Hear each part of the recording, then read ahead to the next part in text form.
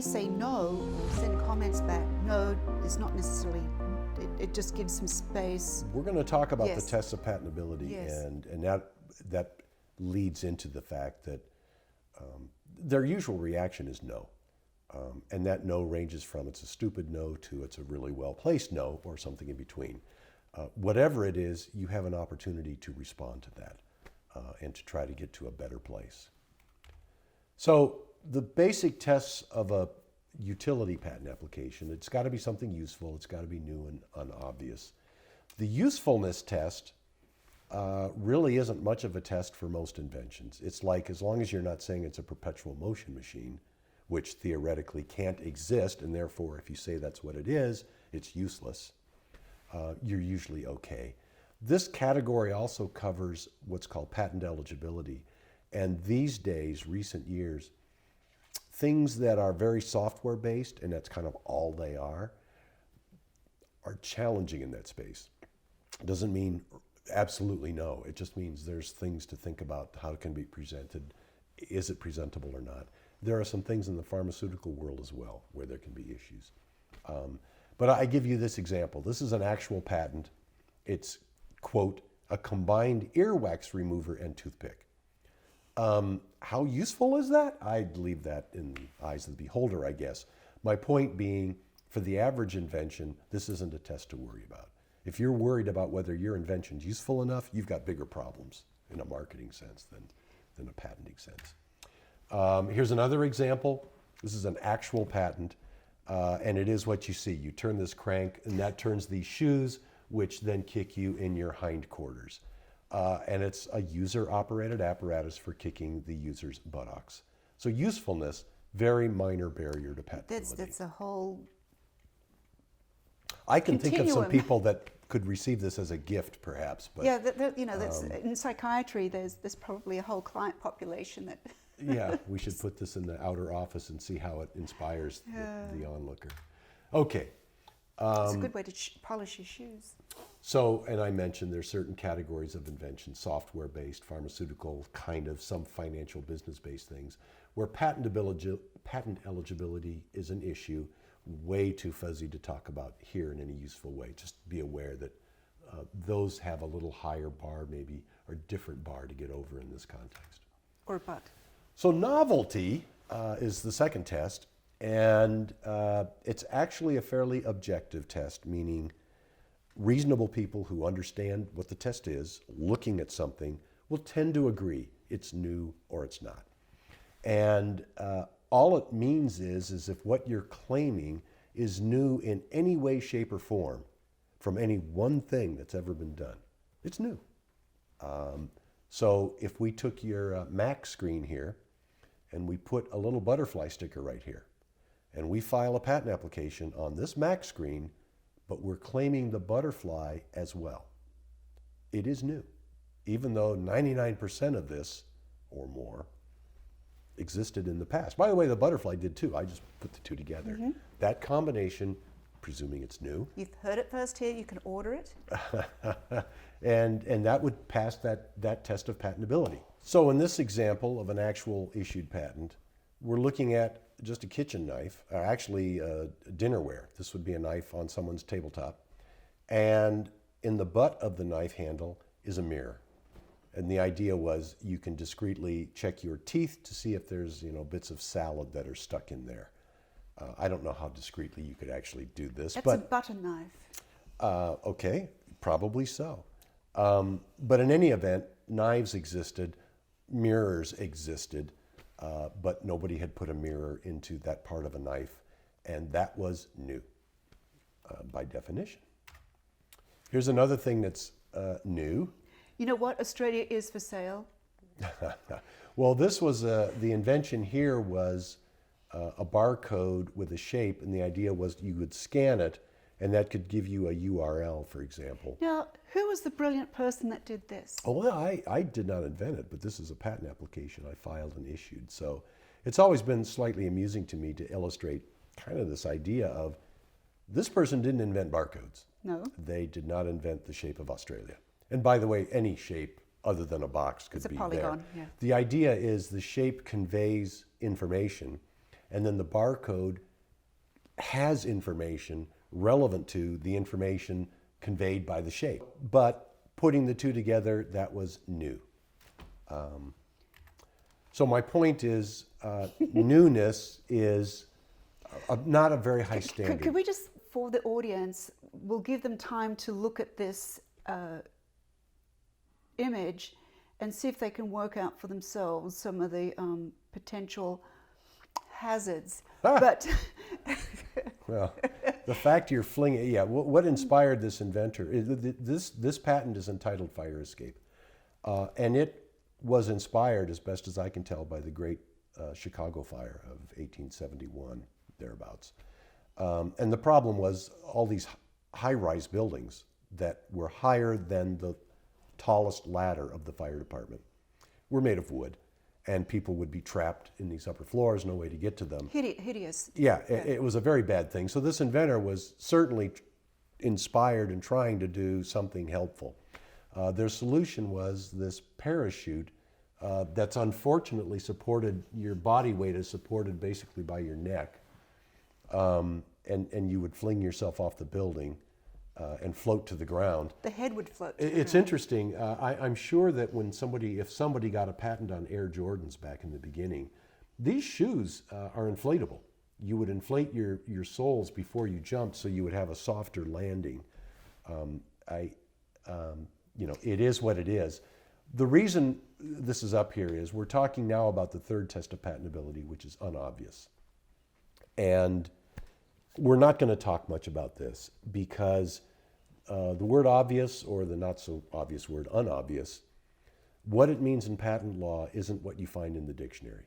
So when inventors hear the word unobvious, your invention needs to be unobvious. Or inobvious. Or not obvious. Whatever test they're applying in their mind is wrong. Utterly, completely wrong. Not sort of wrong, really wrong. It's a very probably half my day is spent arguing about this with patent examiners.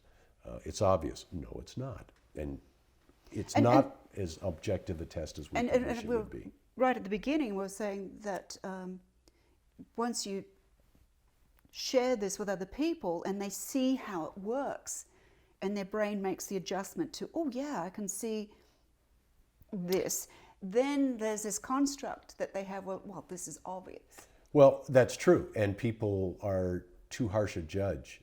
Inventors can be very harsh on their own activities that, well, that's not an invention, it was obvious to me. That's not the right test. It's not even the right person asking the right test. What is the test? Well, we'll give you a simple version. Is it subjective because each examiner is different? Legally, it's objective. In fact, it is subjective in terms of how it plays out. Reasonable people who understand the test reasonably come to different conclusions. And that's what makes it such a hassle. So before the point of seeing a patent application, was it obvious to you? Not a good question. Oh. What would be First of all, the standard is from the point of view of a person of ordinary skill in the art. Who's that? And in the art of what? Well, in the technology you're dealing in. Okay. So you kind of have to noodle that out. This would not be an apple farmer, nor an auto mechanic. It's like the test of your peers. So, and now it's, okay, who's the average person? This person, by the way, is presumed to know and be aware of all prior art in their field of work for eons back, in any language it was ever presented, whether they do or not. So, and yet they're of only average skill in the art. Those two things are in conflict. If you're aware of everything that's been done in a particular field, that seems like by definition you're an expert. And yet they're not. They're of ordinary skill in the art. So the bottom line is, there is no real person we can ask this question to. It's an imaginary person, which the law does frequently. There's the reasonably prudent man in negligent cases and so forth. Which is common law. We create an imaginary person, and then we imbue them with certain knowledge and characteristics, and then we ask them the question, and what do they say?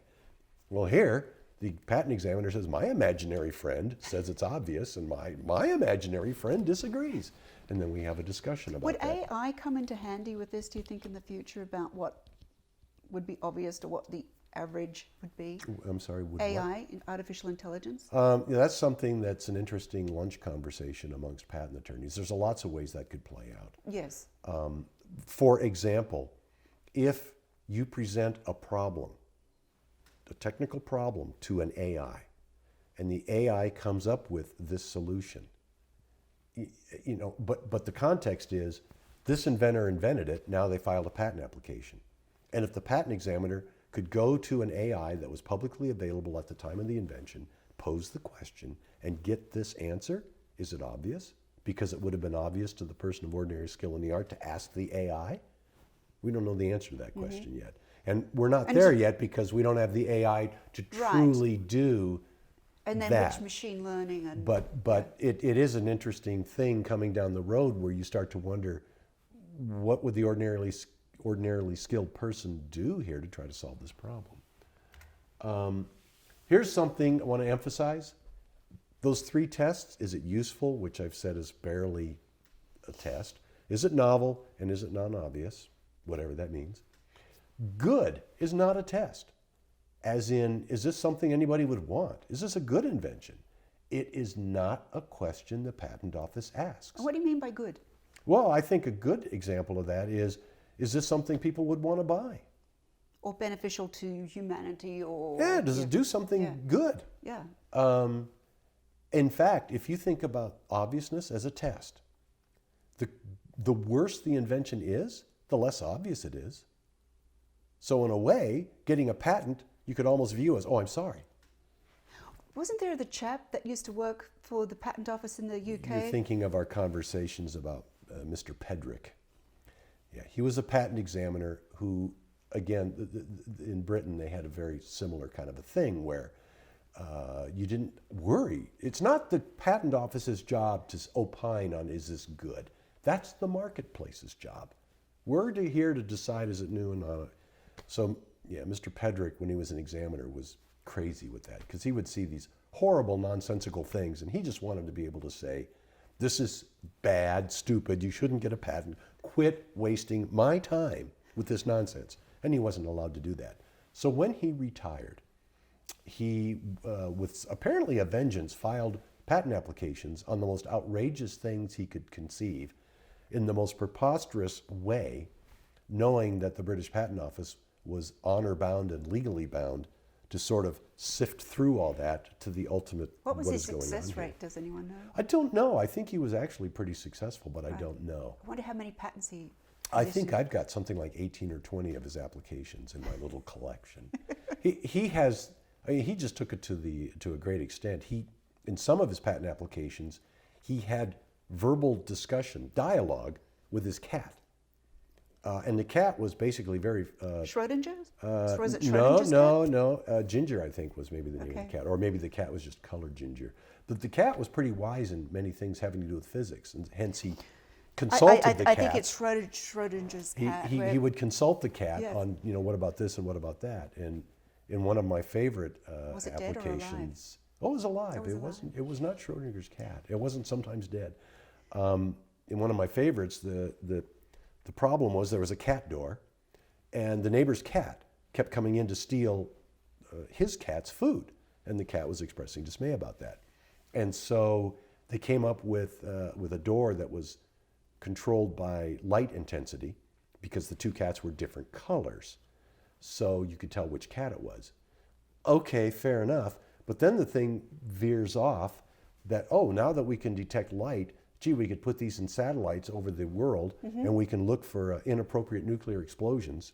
Gee, that leads me to think we could have missiles in space. So upon identifying somebody did an inappropriate explosion, we could rain atomic death down upon them and solve that little problem. Well, this man's probably owed a whole lot of money from a lot of governments if he had international patents. And then just to conclude that, as to finish his thought on that, he then decided to put the British Patent Office into a satellite around Earth so that it could never be bombed. So all of this is happening in one preposterous patent application, and yet at the core of it was simply this light-controlled cat door, which I don't think it's that stupid. I think it's actually got a lot of brilliance because it's got an application that ripples out. like I say, I have a collection of his things because they're just awesome to read. But on this point of it not being good, people coming to a patent attorney, they love to ask, what do you think of my idea? Is it good or not? It doesn't matter. I mean, if we really had that crystal ball, we'd have a different job description. It would be something different. 6 winning numbers this Saturday. You're asking us, can you win the war? Yeah. We make bullets and shields, maybe. We give you tools to fight the war. So don't ask me if it's a good war to fight. Well, the thing is, you need to read Art of War by Sun Tzu, because he says, don't engage in war unless you know that you are going to win. I have read that, Yes. and it keeps me so. So, by the way, some people, when they're thinking of, can I get a patent? What does it mean to get a patent? They almost think of patents as a miniature Nobel Prize. The patent office ain't looking at it that way at all. This is not to say it's not to say there aren't patents on things Nobel Prize worthy or really good ideas. And it's not a product of the system.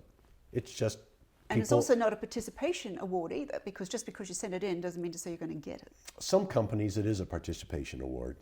They get patents for their people, and there's a pat on the back. And is the patent really good for the business? But it's a feel good in a lot of ways. So patents do, like in large companies, like when you were working for Motorola, the patents, those were all really good patents. they were all very good because he was working on them. But they really do add to the baseline of the value of many companies. Well, yeah, that's indisputable. But are they all equally good? No. Nobody would say yes to that. I'm curious whether or not there's a Pareto distribution in that, because just out of curiosity, whether No. 20% No, bring I in don't- 80% of the income. I don't think so. Pareto loves 80 and 20, right? And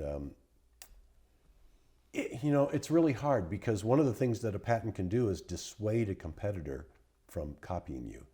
So to the extent they do that, how do you know that? Yeah, how do you measure that? You can't unless you actually get inside information. What you can see is they infringed, we asserted the patent, and we stopped them. So that's measurable. Or we agreed to license it. And which ones did we license? You get that.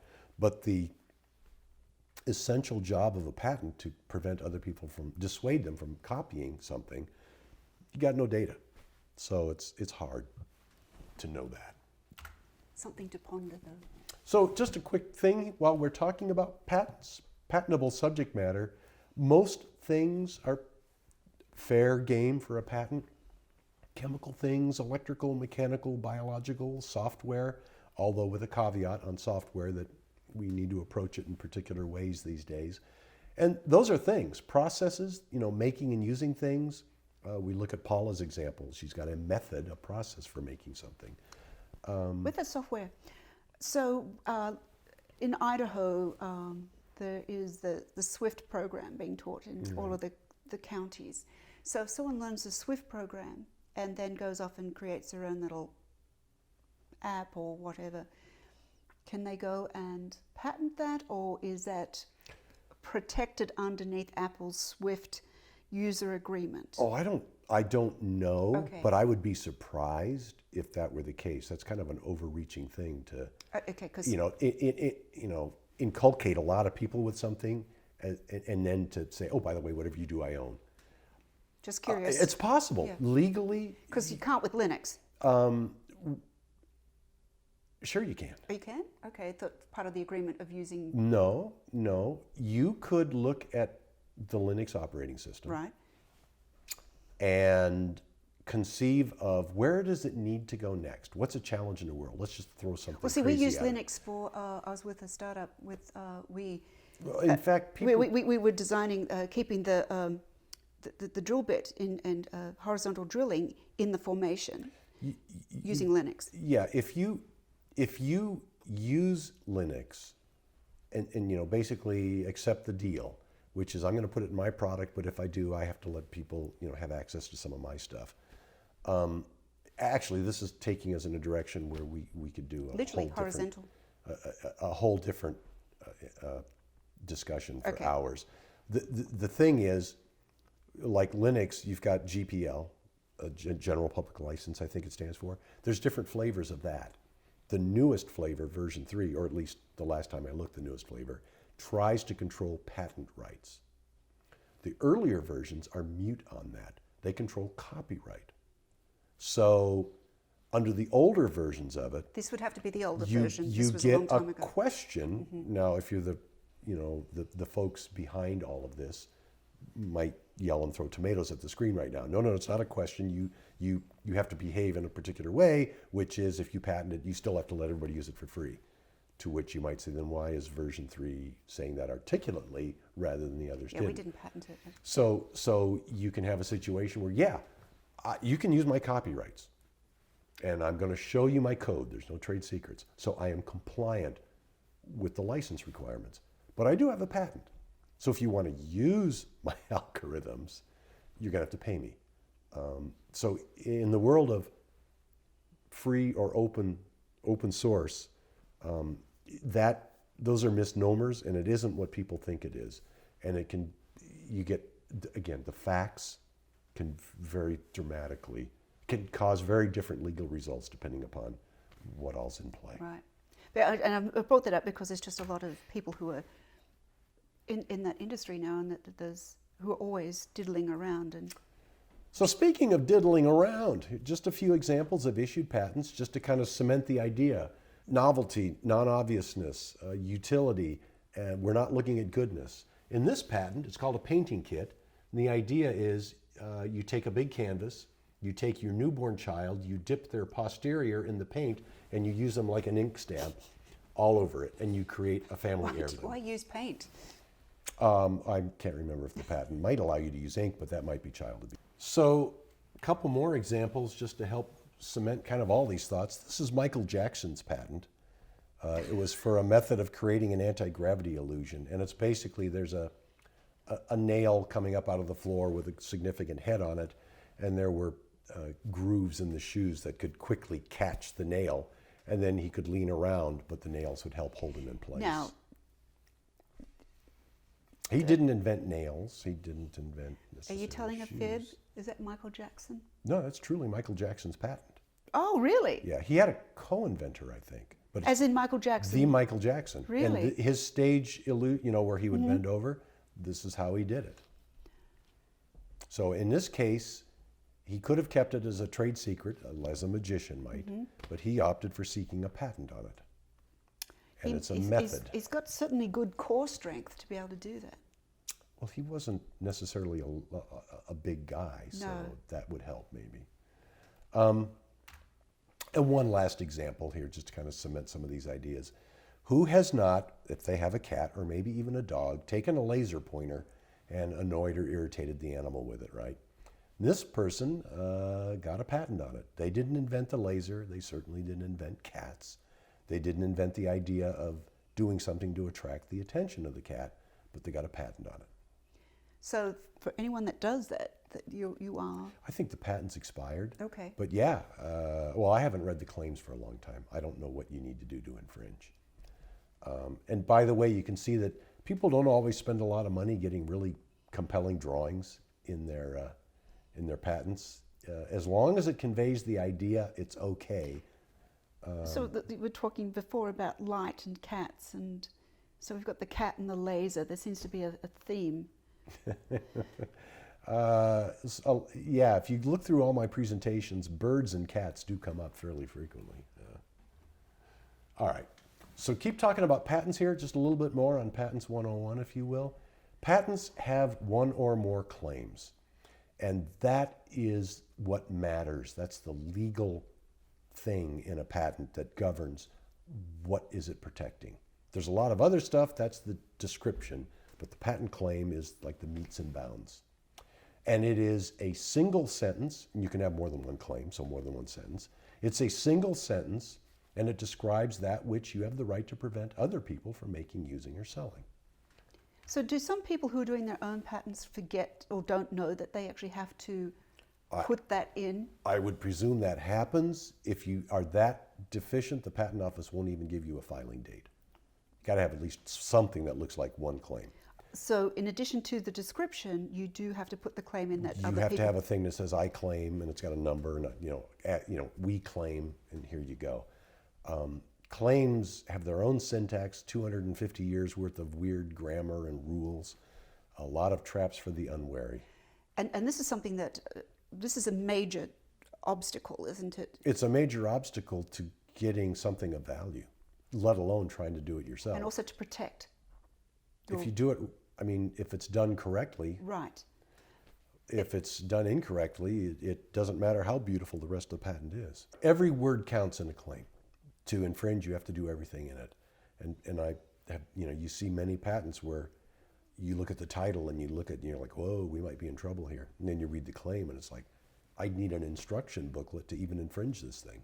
It would be hard to infringe this, just the way the claim's written. So that's an important. So now let's take this general stuff and come back to Paula. Finally, we're coming back to Paula. This is claim one, claim one, for her baking process. Not to say this is a good claim, not to say it's the only claim, it's just an example to illustrate some of what's going to happen. So it's got a number, claim one. We're claiming a baking process. We could have said maybe a cooking process.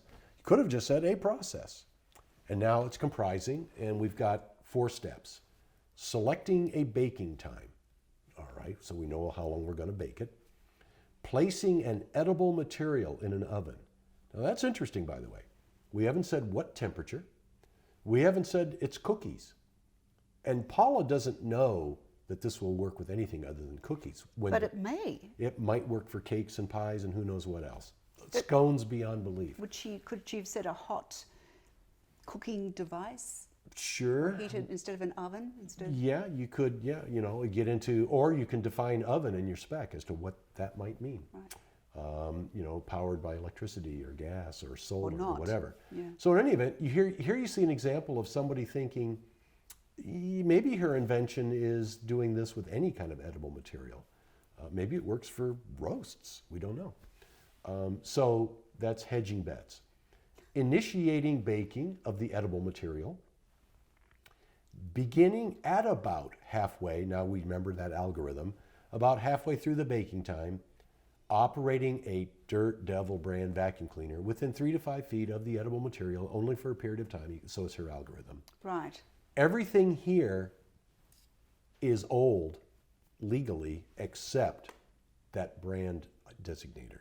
That's what allows her to file this claim now. So it shows that it's an unusual.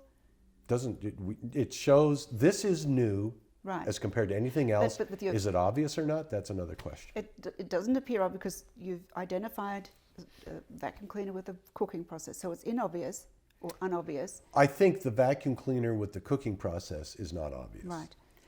However, given that that's now prior art, that there's a particular brand, the examiner doing their job is probably going to go, so what? It's just obvious to try, for example. She can come back with their experimental results saying surprising result. Who knew that this one gave such better results? So as a law school question or as a practical exercise at the patent office, you get a reasonable feel that she could win and get this claim if there's no better prior art than what we already know about. Just curious whether or not. But it's not guaranteed. Hypothetically, if she had, she'd done a study with all the different brands, and then the results showed the results of that. And showed that there was. You could put that. I mean, she did do that. You have to have some way of. How are you quantifying something as subjective as taste? You 100 people. Yeah, a survey might. Okay, let's just even it out. We asked 10 people, or 100 people, or 1,000. Who signed non-disclosure. There you go. And that might be a way of instantiating. It's like, okay, admittedly it's subjective, but we're sort of. And she did it quickly. Normalizing. So because she can't. She's obviously Same batch. She was under the clock to start with. She's under the clock still. True. And so she can't dink around. Yeah, she came into this patent attorney. We don't know how late. Did they noodle this up before she left? In any event, that's an example of a patent claim. Right. So now, legal timeout. Just want to note, she still doesn't know why this works, and that's okay. Patent law doesn't require you to understand why your inventions work, nor are you required to explain in your patent application why it works. If you do know, you can, and there are patents that do that. this works because of such and such. So and she and so. does, if she happened to know the physics of it, She could talk about hypothetically. that. But would it make her vulnerable? Because if No, I think, on balance, I would think it would help the patent examiner feel better if there was some rational explanation for Right. this, that this isn't craziness. right, although the proof is in the cookie yeah. or the pudding. But if she discloses that, can she ask that it not be published? When you file a patent application in the U.S., a non-provisional, it's going to get published 18 months later from your earliest filing date. That's if it's accepted. No, All of them. this is just you filed it. So if you file it, It's going to get published. whether you're granted a patent or not, it will be published. Correct. And at 18 months, inevitably, that's usually before you know if it's going to be granted or not. You can fill out a form and ask the patent office not to publish it. And you're allowed to do that so long as you promise, I'm not going to file this in any other country. And the reason for that is every other country will publish it, no ifs, ands, or buts. So the patent office is saying, if you're going to do that, Why we're put going us to publish into it that? here. Right, yeah. But if you're going to not file it anywhere else, we will let you keep this secret. And then it won't become published unless and until it issues. A surprising number of people don't take advantage of that who could. But if you get it published, you now have something that you can show a potential investor. There's also some potential legal traction there, that if somebody starts copying you before your patent issues, and there's a lot of ifs to line up here.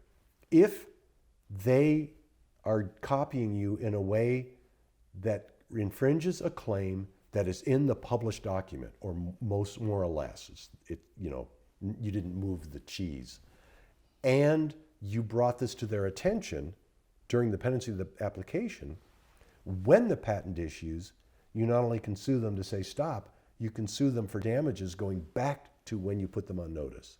If you have not published the application, you can't play that trick. So it's not a no-brainer here at all to say publish or not publish. It's what works in your business setting. Her patent application must disclose her process in sufficient detail to enable a person of ordinary skill in this art to make and practice her invention. As long as it does that, you don't have to understand why it works. There's also a legal requirement to disclose her best mode, the best way of doing it that she knows of. So an example here is if we were at a point in time when she could claim her process in general, and she knew that Dirt Devil was the best, but she consciously decided, I'm going to get a patent on the process, but I'm going to not tell anybody about that brand. So I'm going to keep that as my trade secret. So I'm going to get a patent on the general process, but the best way of doing it, I'm going to keep to myself. But she's already missed that Well, opportunity. right. I'm Yeah. saying if we were Yeah. at a different point in time, Right. the law would suggest you're not supposed to do that. You're supposed to tell us the best way you know of to do it. With the AIA, the American Invents Act, that used to be a basis for invalidating a patent. You kept the secret, so your patent's invalid. You were naughty. That went away. Under the new law, you still have to tell, but there's no punishment if you don't tell. So it's kind of... What happens if she comes up and she decides that with cookies, with another sort of cookie, for example, chocolate chip cookie, that it's a Hoover? You could get a Could she patent, later modify- patent on that, Okay. as can anybody else out there who Right. starts playing with this. You know, they were like, or for scones, it should be a Hoover. Should be a Dyson. There you go. All right, 3-year wait. During this 3-year period, the giant cookie company has just run her out of business. She was on the ropes with the marketing disparity. She's out of business. And the patent office initially rejects her patent application. They almost always do. And it's anything from a good rejection to kind of a, are you kidding me, or anything in between. And in the process, which we're not going to talk about here in any detail. Why do they do that? Well, you can argue. It's like well, an insurance company that sort of like, we can talk about that for a while. Okay. I mean, they're doing their job. They're challenging. They have a count system and a bonus system and an overhead. If they just sit there giving, yeah, this looks good, allowed. This looks good, allowed. It starts to look statistically odd because they don't do that. And so are they doing their job? They can get into issues with that. So it seems so- like they're doing their job if they say no, even though. It's more normal to say no. I think the reasons why there's a no ranges everywhere from the worst, which is, yeah, this is allowable, but I'm not going to get in trouble, so I'm saying no. And I think the more normal is, no, there's an issue or two here. So it needs to be better articulated. Yeah, oftentimes. either I'm missing something or you're too greedy. Do they tell you why? Yeah. Okay. Yeah. Well, they attempt to articulate. Some of them are better than others. Sometimes you see a rejection and you're kind of, what? And you call the examiner and then they explain it to you. Oh, I see what bothers you. Really not this, it's this. Right. And then you address that and then everything is fine. Do you see some that come through just flying colours the first time? It happens. There's first office and action what makes them allowances. different? Nothing that I can see. Okay. Well, sometimes a client will be in a place where, I mean, this is an opening to a very long discussion. Right. You can get into strategies of what are you trying to accomplish, what's your budget, and what's your time frame. And sometimes the stars align where I need anything issued, anything, as quickly as possible. But I also want to get something good and I have a longer time frame for that. So you file a patent application and your claim is intensely detailed. It's got this, that, and the other, and so forth. And the examiner looks at it and goes, wow, that's not obvious to put all that in there. The patent may be, from a business standpoint, not worth anything in the sense that anybody could offer a competing product and get around that patent. It just would be not hard. But then they keep that same application in a continuation application and ask for something more. So them saying no doesn't affect that timestamp of when the patent is filed? No, it's just part of the process, discussion. Yeah. I like how you put that. It's a discussion. Some people, well, many examples, some love the word negotiate and some say it's not that at all. So take your choice, but kind of depends on how they see their job. You know, I'm protecting the American citizen. We're getting a filing fee to do something here. And on the other hand, so my job is to give you something, but it's kind of like, where are we in this whole thing? And they view it as a negotiation. Others, it's like, no, it's not that at all. Well, a negotiation is a discussion too, so. And in any event, eventually Paula's patent issues. The Giant Cookie Company's Extreme Cookie line, it's now a $300 million a year product. Her friendly neighborhood patent attorney isn't very friendly to the Giant Cookie Company, and she sues with her patent. And in this story, she wins and she enjoins, meaning she stops, she gets an injunction, the Giant Cookie Company from infringing her patent. Now, I don't want to leave any false impressions. This last bullet, she sues, she wins. That is not a trivial thing going on there. It's likely costly, it's likely time consuming. And this presumes that it would presume that Giant Cookie Company's fighting back. So there's a lot going on here. And does she have to wait for her patent to be issued before she sues? Yeah, that's why in this and that's story, going to take time. Her cookie issues on the previous slide, now she sues. So I heard some encouraging news that once you get a patent, because a lot of people say, and this happened to me with the software platform that I designed, I was encouraged not to do it because to follow and chase people down would be, that's the biggest scary part, that if you have a big company that comes in and just starts using it, then you as a little person is going. But then I hear that there's actually entities that this is all that they do. They'll come in because your product has value, and mine certainly did, and they can sort of join your team and muscle it up for you. Is that true? It's true.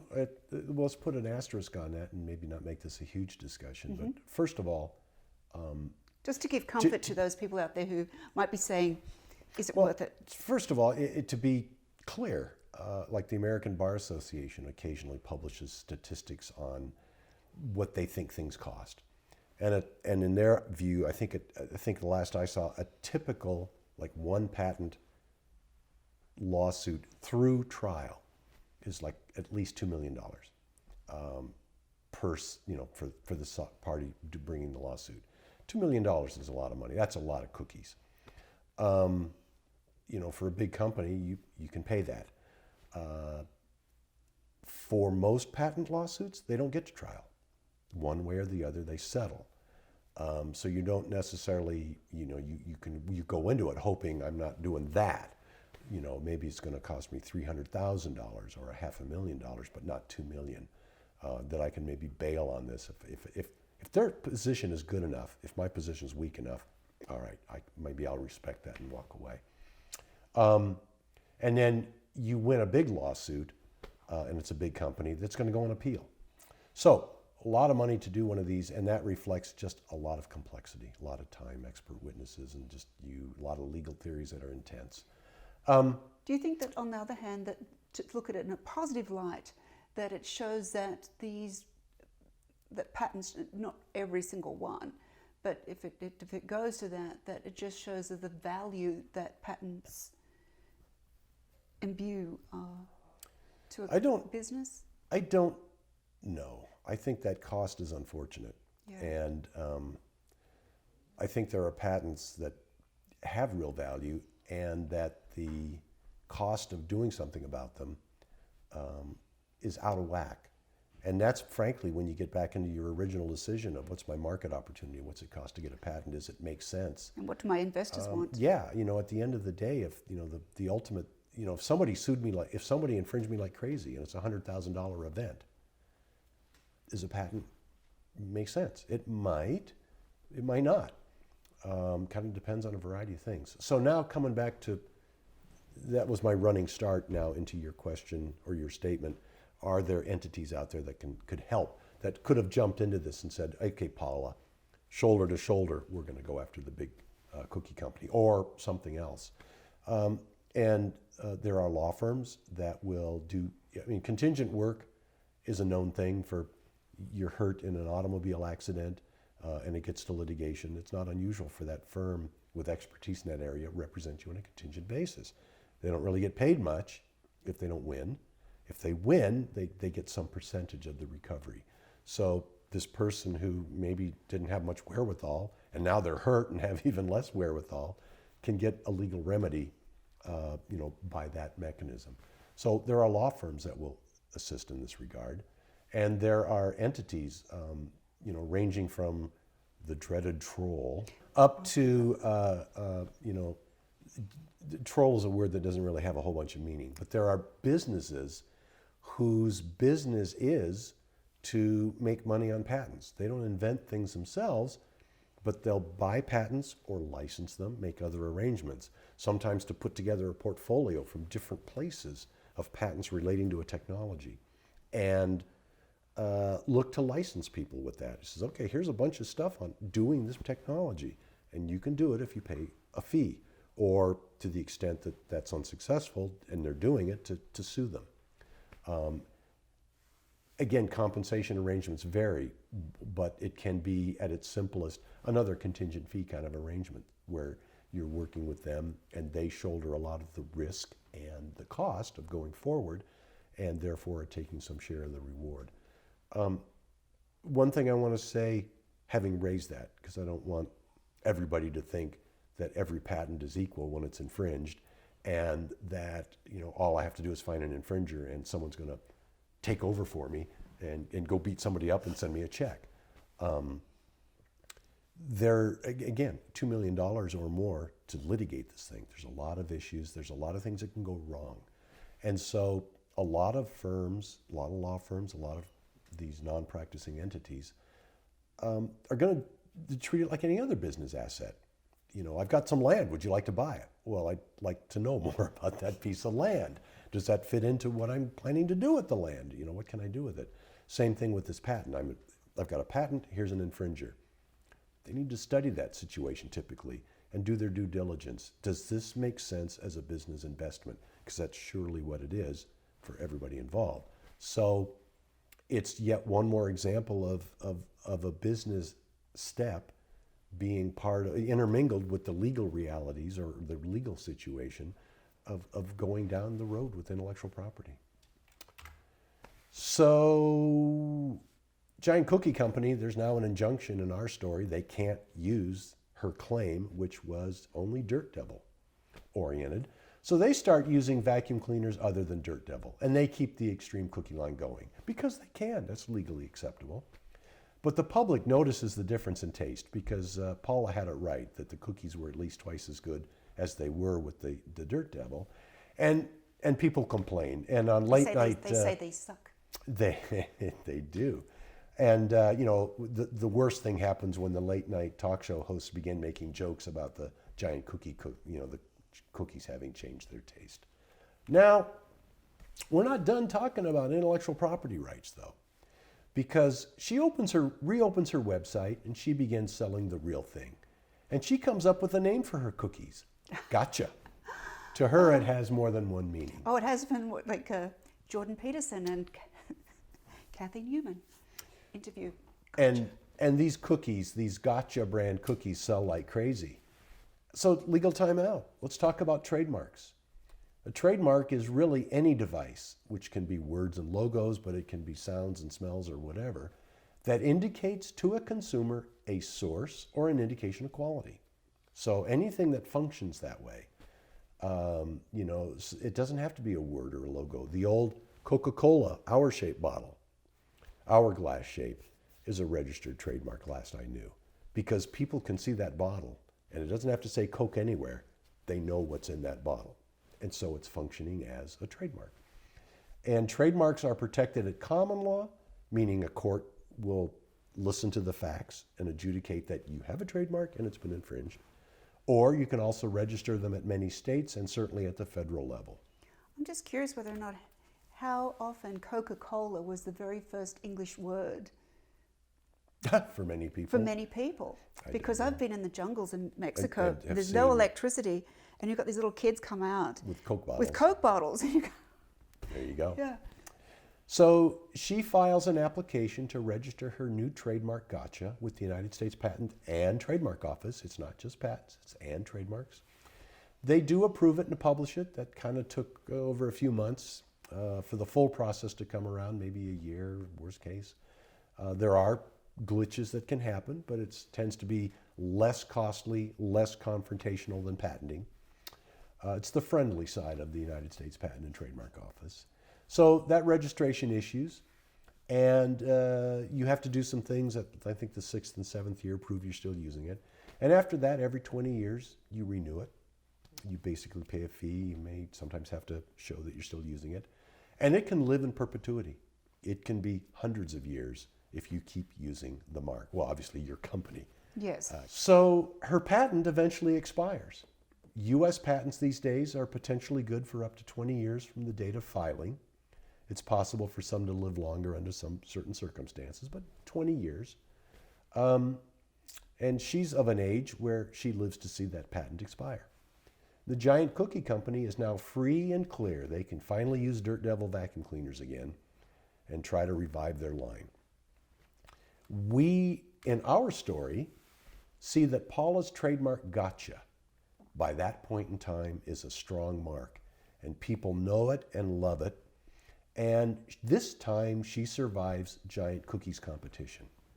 If you're a mother or a father and you've had a child and they know what an Oreo cookie is and you try to buy them an off-brand that looks like Oreo, even if you think they taste the same, it's a selling job to that kid because it's the Oreo that they want. Well, it's purely about the psychology of branding. Which is... There's a whole lot of discussion about that. Of all the intellectual property Symbolism. rights, some exceptions, patents and pharmaceuticals may be a different story, but trademarks, that brand, can sometimes be an amazingly disproportionate value factor for a given company. When I was at university in Psych, that was the one in first year. That was, Psych 101 was branding, and it's the foundation nowadays. You see a good marketing campaign where patents are involved. They're using patents to build the brand, not the other way around. It's a symbol because that comes with so many other weights and values, right. and then people start to get wired, and it's a value. So, we've seen in Paula's story copyrights, patents, we saw trade secrets, and we saw trademarks. They all had their place, could have had their place, sometimes overlapping, sometimes not, all with frailties, all with strengths, and each used properly did have or could have had a useful place in her business story. And that's kind of. I do have, so if, with Paula, so if we could go through the scenario of what she could have done properly. First of all, not tell anyone. Until things were a little more nailed down. Let's say that Paula's husband was a patent attorney. And he came home and had a cookie and said, "What the heck is this all about?" Or she was a patent attorney. Or she, well, and that would be she fine. happened to do some cooking. She knew what to do. The real key to her story, the interesting twist, is the fact that she was curious and experimented enough to figure out that vacuum cleaners had something to do with it. That's not intuitive, right? And she was a scientist. She was an engineer. Whether she knew it or not. But on day one, a provisional, at the point where it became demonstrable, way before the Dirt Devil, demonstrable that this is making a difference, and it's, as far as we can tell, it's the difference. Does that make any sense? It would be nice to know what's going on here. How could it be employed with other foods? I mean, there's lots of other things to consider. A provisional application filed at that point to buy a year to experiment, to discover Dirt Devil maybe, to maybe look for, how can I turn this into a business? I could go ahead and contact the giant cookie company. I'll sign their agreement saying it's not confidential, but I'm going to check the box, that says I got a patent application pending. Let them, maybe that would have been a wholly different story. It can be hard doing an outside submit, but in our story, her cookies are just mind-blowingly good. And we're talking to experts in the industry. Just have one. Yes. Is this thing legal in this state? Yeah, let's have a conversation. It could have been a very, very different story where she could have been the person she wanted to be, which was just to keep doing what she's doing, ultimately get some money from someone else bringing this thing forward. Without some kind of a patent in place, she wasn't even going to have that dialogue in a safe way with that company. So if she was going to go, say, on Shark Tank, definitely had the provisional in place. Absolutely. Absolutely. Yeah. The Sharkies. There's a time frame there. You have your vetted. How long does it take between you go, I'd like to be on that show, and you're on it? I think sometimes you're invited. Well, that can happen. Right. But, that's because you're out there in the public eye again, some way, somehow.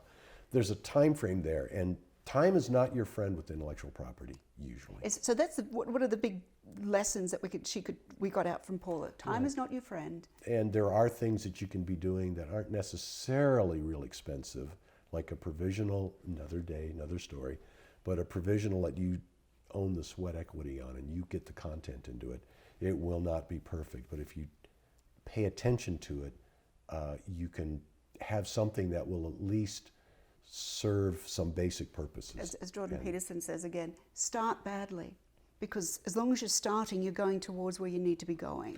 Well, and she certainly started badly. I mean, and she did get to somewhere. But if you, I didn't mean to, it's not just start, but she did start badly as in, you're not an expert. Don't worry about being an expert. Go off and do your due diligence. Go off and work out what you need to be doing. If you have those restrictions and you can't see an attorney right off the bat, even though this process is a time-consuming, money-consuming adventure, somewhat sorts, to me, it's probably has benefits in that you have to articulate and refine your process or your product. Some people have that experience. And, how is that going to harm your business? And again, the discussion we just had helps illuminate a little bit that statement earlier that getting a patent application is costly.